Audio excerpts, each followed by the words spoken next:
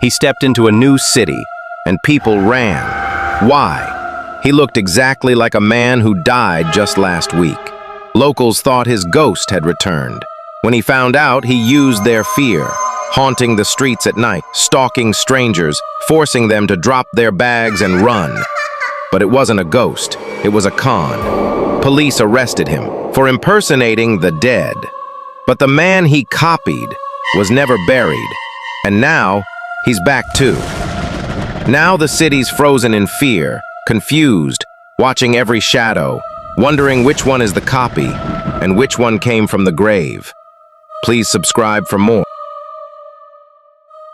The man who impersonated the dead escaped from jail.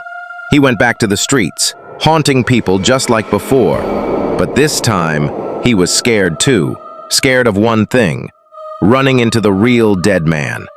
One night, he stopped a stranger on a dark road, reached for his bag, then froze. The man looked exactly like him. They both stared, both terrified.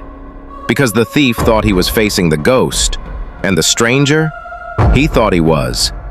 Neither spoke. They both ran, afraid of the same face, not knowing which one truly belonged to the dead. As the dead man watched and laughed from the graveyard. Please subscribe for more.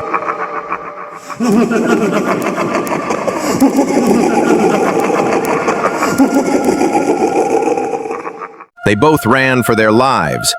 One bleeding, hiding in a back alley, the other pacing nervously on a quiet street. Far apart, but in the same moment, they whispered the same thing. "Thank God I wasn't caught by the ghost." But neither of them knew. The ghost hadn't even touched them yet.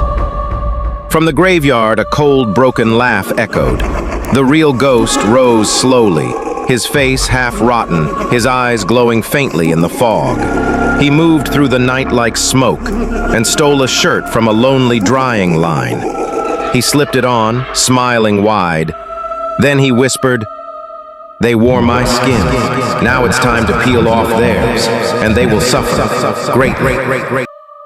Please subscribe for more.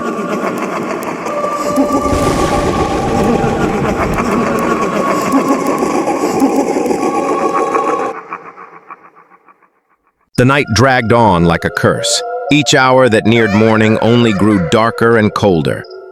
The two men, the impersonator and the innocent look-alike, hid in different corners of the city, haunted by whispers and signs that something was following them. They started seeing things, shadows with no feet, reflections with no face. Police had traced the impersonator's movements. They almost caught him. He was just a wall away, gasping, trembling. As the sirens faded, a strange wind blew down the alley, cold, heavy, almost breathing.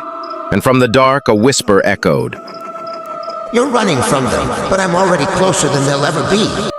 The impersonator froze, because he knew that voice wasn't human. Please subscribe for more.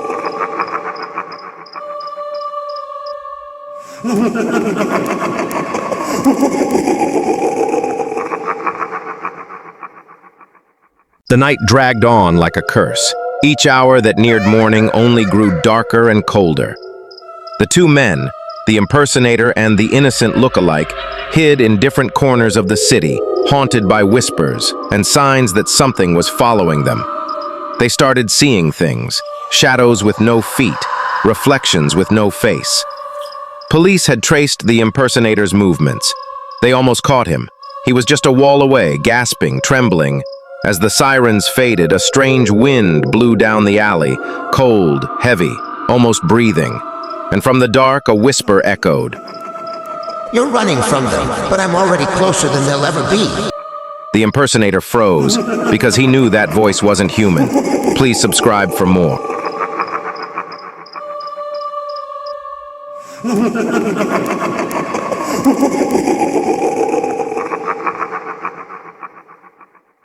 The ghost reached them. No scream, no struggle, just one breath, and they vanished. All three, gone. Swallowed from the alley into something not of this world. They woke up standing, but not standing on anything. A place that wasn't a room, just darkness, dim and endless, and silence that made their hearts beat louder than thunder. Then the voices began. Not the ghost's voice, other voices. One from the left whispered, You copied what was never yours. Another from above growled, One lied, one ran, one wore the dead. and another from below, soft and laughing, None of you should be here. The air felt heavy, like it was watching, and the ghost, he said nothing. He simply stood there, smiling, like this place was always part of the plan. And now, they couldn't wake up, because there was nothing left to wake up into. Please subscribe for more.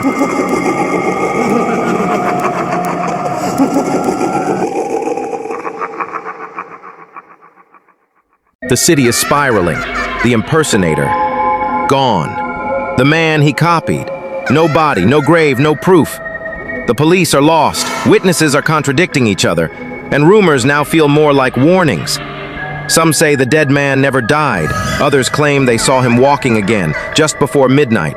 No blood, no footsteps, just decay and motion. Now the city watches itself in fear. No screams, just silence, waiting. But this story, it's no longer bound to the streets, because the impersonator and the innocent man have both been taken into something else, a realm where breath doesn't echo and time stands still, where the dead don't rest, they judge. And finally, the ghost speaks, his mouth torn, his voice rotting through the dark. He who killed will beg to die. Please subscribe for more.